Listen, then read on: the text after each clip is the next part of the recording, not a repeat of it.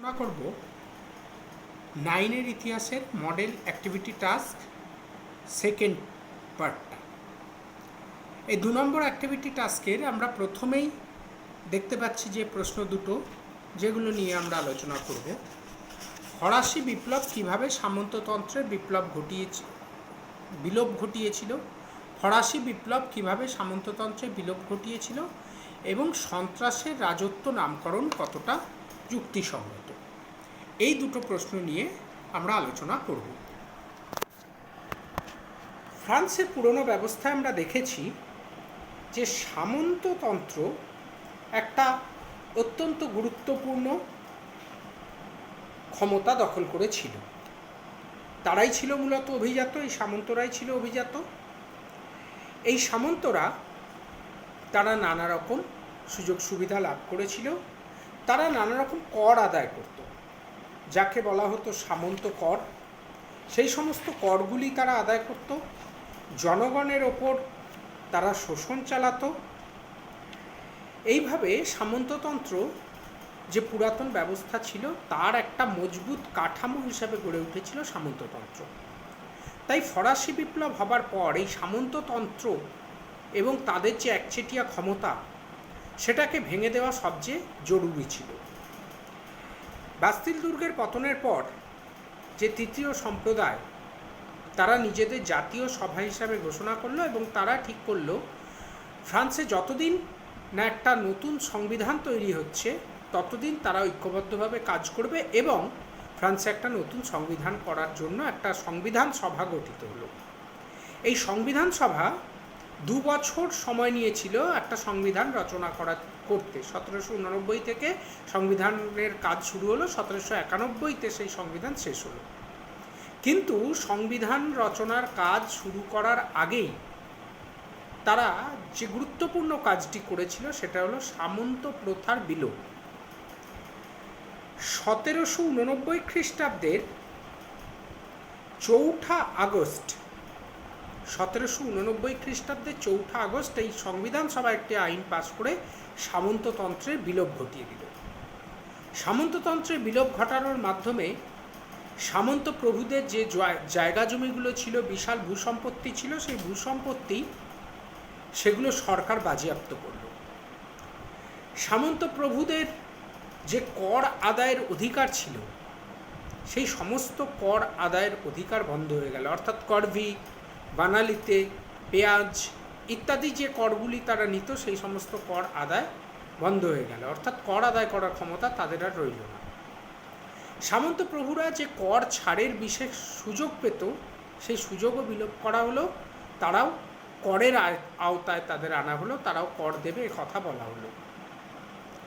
আর সেই সঙ্গে তারা প্রশাসনিক ক্ষেত্রে যে সমস্ত সুযোগ সুবিধা পেত, অর্থাৎ ইন্টেন্ডেন্ট হিসাবে কর্মচারীর কাজ করা বা লেটার দ্য গ্রেস নামক যে সুযোগ সুবিধা আইনগতভাবে পাওয়া, সেই সমস্ত কিছু তাদের বন্ধ হয়ে গেল। এইভাবে ফরাসি বিপ্লব 1789 খ্রিস্টাব্দের 4 আগস্ট একটি ঘোষণায় সামন্ত প্রথা বিলোপ ঘটিয়েছিল। আমরা চলে যাই পরের প্রশ্নে। সন্ত্রাসের রাজত্ব নামকরণ কতটা যুক্তিসঙ্গত? 1793 খ্রিস্টাব্দের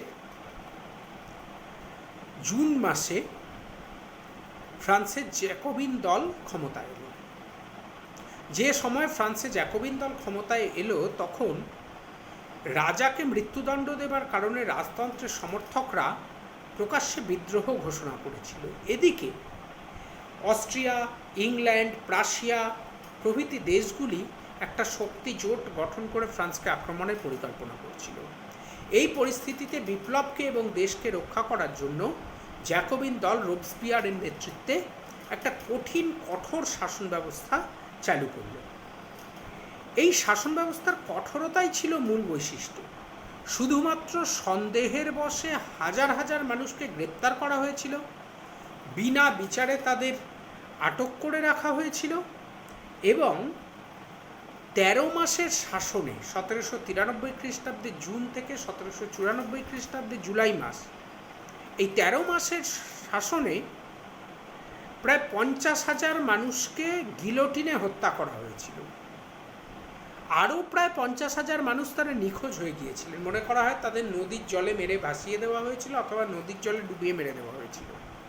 এই যে ভয়ঙ্কর শাসন ব্যবস্থা, যেটায় মানুষের গণতান্ত্রিক অধিকার, বাকস্বাধীনতা সমস্ত কেড়ে নিয়েছিল এবং নির্বিচারে হত্যাকাণ্ড চালিয়েছিল, তাই এই জ্যাকোবিন শাসনের নাম সন্ত্রাসের রাজত্বকাল হওয়া অবশ্যই যুক্তিসঙ্গত। এবার আমরা দেখে নেব নিচের প্রতিটি বিষয় বা ব্যক্তি সম্পর্কে একটি করে বাক্য লেখো। অসিয়াঁ রেজিম।